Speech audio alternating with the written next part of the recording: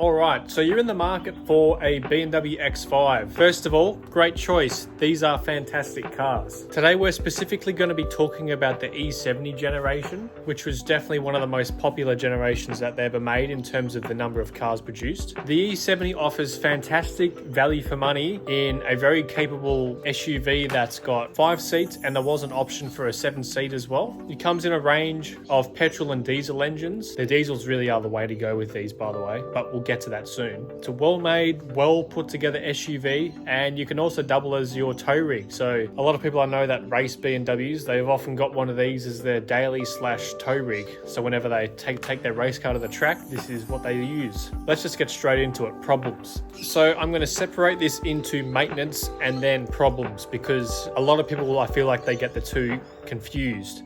So this is a big heavy car and it's got a big towing capacity, but because of that, it's very hard on consumables like tyres, brakes, driveline bushings, suspension components, and people view this as a common problem, even though it's just how a lot of these big SUVs are. The Land Rover Discovery, the Audi Q7, they really are no better or worse. It's just they are all the same. So no matter which one you buy, you'll need a budget for around about the same amount of money. You'll have to budget for maintenance no matter which one you get. So I just want to get that out of the way. Common problems.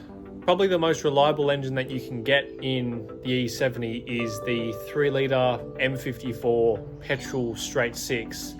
Now, it is a little bit underpowered in the X5 because the X5 is a big car, but if you just want the most reliable engine, that's going to be it. So you can get the X5 in the 3-litre petrol straight 6, 3-litre turbo diesel in quite a few different variations, in single turbo from the earlier M57, all the way up to a twin turbo variation that's in the N57. So yeah, there's a 30D, 35D and 40D. In my opinion, there's the two diesel engines, the M57 and then the later N57. The one you really want to go for is the M57. The M57 is actually a more reliable engine. However, at the same time, both of these engines can be just as reliable as one another.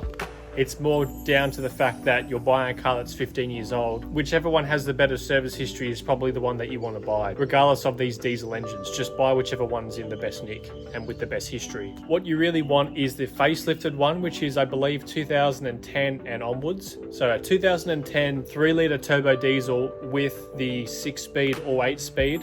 They're both pretty good gearboxes. The 8-speed slightly better, but to be honest with you, like, unless you want to be drag racing the thing, it doesn't really make that big of a difference. So facelifted 3-litre diesel with low mileage is the one that you want to get. There was then a collection of V8 petrol engines.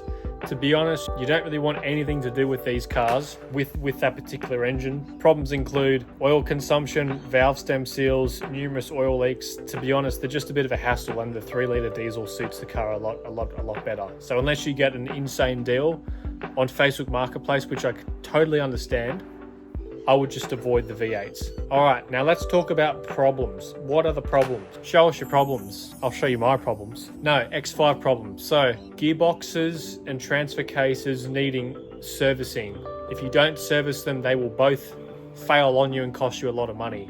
Now, this is more of a maintenance thing. If you service it, it's not a problem, but this is a common problem for people who don't service them. Don't buy any of the petrol V8s. They've got lots of problems, which I've said previously in the video. So just completely write them off. The turbo diesels are the ones that you really want to get. So the M57 is the older generation turbo diesel, and it's actually more reliable than the later N57.